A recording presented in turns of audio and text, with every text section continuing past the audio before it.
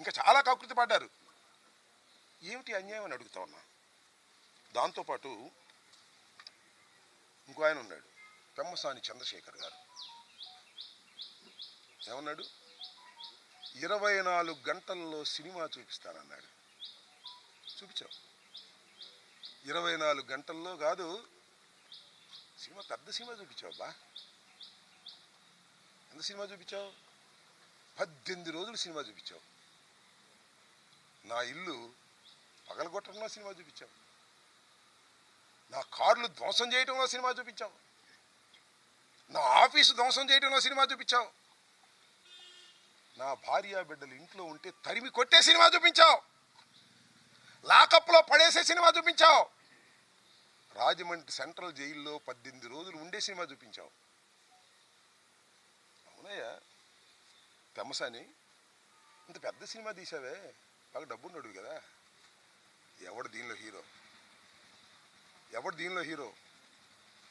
ఇల్లు తగలేసిన వాడు హీరోనా? జైల్లో ఉన్నవాడు హీరోనా? చెప్పని అడుగుతా ఉన్నా. ఎక్కడో ఉండి మానిటర్ చేశావే, ఎవరు హీరో? 18 రోజులు జైల్లో ఉన్నవాడు హీరోనా? జైల్లో పెట్టిన వాళ్ళు హీరోనా? ఎవరు హీరో? ఆలోచించుకోగలరు. ఇంత పెద్ద సినిమా తీసి మీరు విలన్లు అయ్యారు, అవునా కదా?